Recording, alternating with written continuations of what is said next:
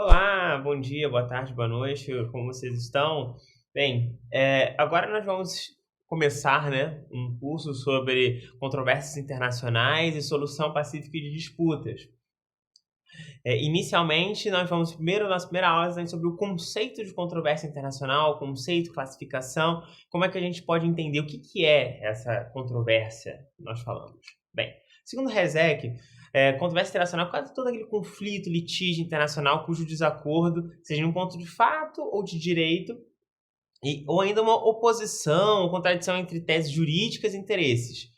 Basicamente, dizer que ou você tem um ponto controvertido, né, um ponto de controvérsia em questões de direito ou questões de fato, e que essa controvérsia pode gerar ainda assim, oposições entre teses jurídicas ou interesses mesmo, interesses diversos dos estados. E o que disso, antes disso, nós avançarmos mais, né, mais uma vez nós vamos falar da proibição da guerra. Bem, por quê? Porque a proibição da guerra no direito internacional clássico, ela não existia. Então a guerra era uma possibilidade em tantos outros mecanismos de solução de disputas.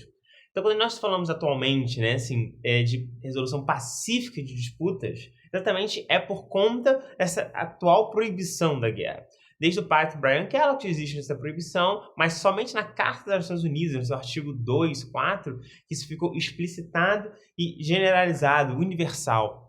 Bem, e os meios pacíficos de resolução de controvérsias tornaram-se, portanto, compulsórios a partir desse momento fundador da ONU.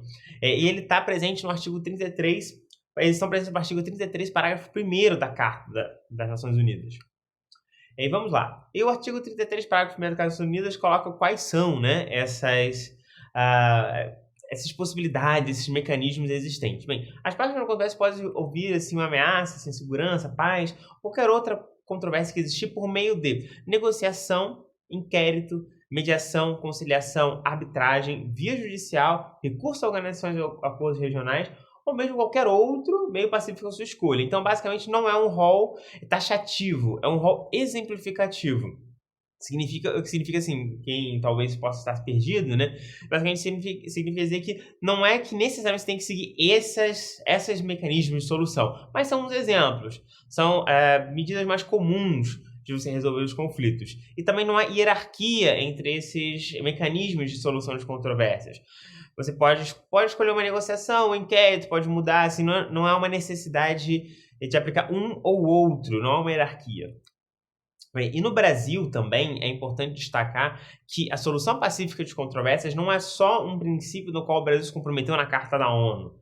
Ele é um princípio discutido na própria Constituição brasileira, no seu artigo 4º, inciso 7º, que coloca que a solução pacífica de controvérsias é um princípio das relações internacionais do Brasil, da República Federativa do Brasil. E quais são as classificações, né, desses mecanismos? Bem, basicamente existem mecanismos que são pela compulsoriedade e pela fundamentação da decisão. Os mecanismos podem ser facultativos ou compulsórios, ou seja, a decisão final do mecanismo pode resultar numa decisão, né, numa solução facultativa, recomendatória ou mesmo compulsória, criando obrigações jurídicas específicas.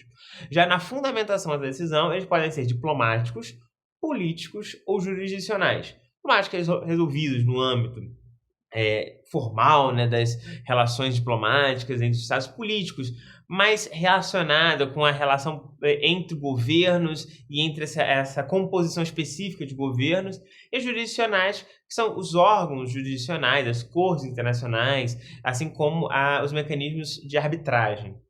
Então, basicamente, para introduzi-los a esse processo, né, do que é a solução de controvérsia, era isso que eu queria dizer. Fico à disposição para qualquer outra dúvida, e muito obrigado e até a próxima aula.